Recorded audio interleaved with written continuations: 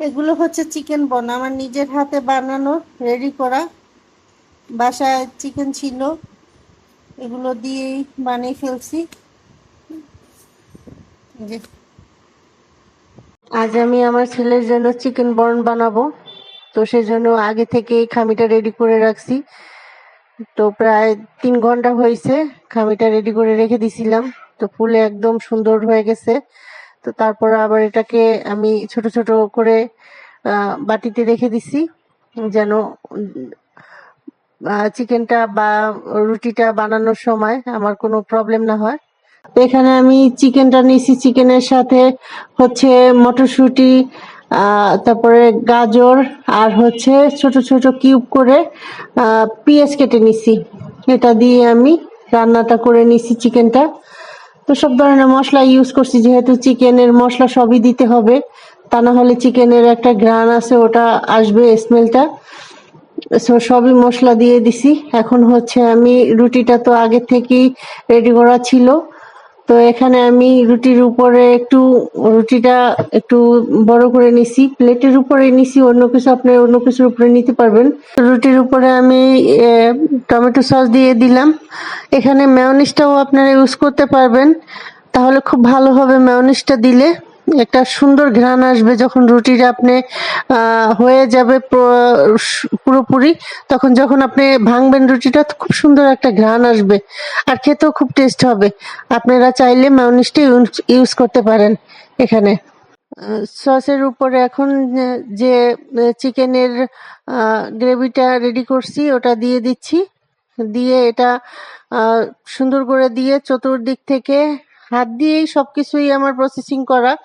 হাত থেকে উঠে সাইড দিয়ে উঠে উঠে আমি মুখটা সুন্দর করে আটকিয়ে দিব, যেহেতু সব দিক থেকে যে না বের হয়, সাইড দিয়ে না বের হয়ে যায় কিছুই, সেজন্য মুখটা সুন্দর করে আটকাতে হবে। আমি খুব তাড়াহুড়ো করেই এটা বানানো হয়েছে।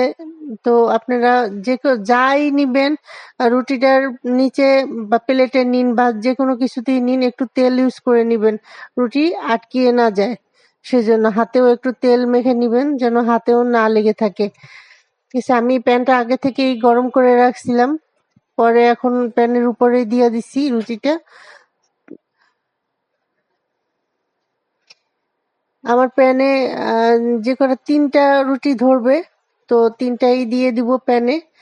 প্যানে 3টা রুটি দেওয়ার কারণ হচ্ছে আমার প্যানটা অনেক বড়, তো এখানে 3টাই ধরবে, আর এটা একটু ফুলে অনেক বড় হবে, তো সেজন্য 3টাই দিয়ে দিছি। এখন আমি এখানে যদি আমি প্যানে ঢাকনাটা ইউজ করি, তাহলে ঢাকনার সাথে লেগে যাবে ফুলে। সেজন্য আমি এটা সেম একটা কড়াই ছিল আমার কাছে, হাঁড়ি ছিল, সরি কড়াই না হাঁড়ি ছিল, হাঁড়িটা দিয়ে দিছি উপরে। তো উপরে দেওয়ার কারণে এটা হাঁড়িতে লাগবে না, সেজন্যই দিয়ে দেওয়া। এখন 10 মিনিট আসলে এখানে লাগবে হচ্ছে আমার। হাঁড়িটা দিয়ে দেওয়ার কারণ হচ্ছে হাঁড়িতে লাগবে না, কারণ হাঁড়িটা একটু উঁচু আছে, সেজন্য।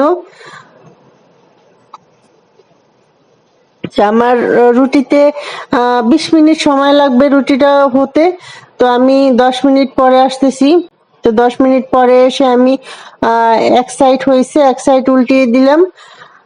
এখন আবার ঢাকনাটা দিয়ে দিচ্ছি।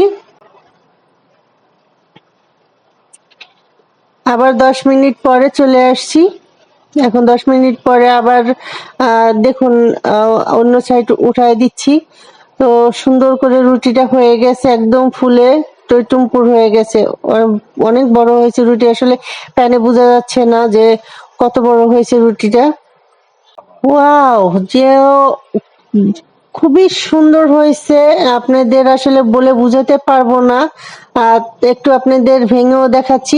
একদম গরম গরম অবস্থায় ভাঙবেন না আপনারা রুটি কখনো, আর রুটিটা তাহলে বসে যায়। একটু যখন ঠান্ডা হবে তখন আপনারা রুটিটা ভাঙবেন, তাহলে বসবে না, সুন্দর লাগবে, খেতেও ভালো লাগবে। হ্যাঁ, ভিতরে কি সুন্দর খুব সুন্দর একটা স্মেল আসছে। রুটিটাও অনেক সুন্দর হয়েছে, মাশাল্লাহ। আশা করি আপনাদের কাছেও ভালো লাগছে, আপনারাও ট্রাই করে দেখবেন। আর আমি খামিটা কিভাবে রেডি করছি আপনাদের সাথে আরেকদিন শেয়ার করব। আশা করি আজ এ পর্যন্তই। সবাই ভালো থাকবেন। আল্লাহ হাফেজ।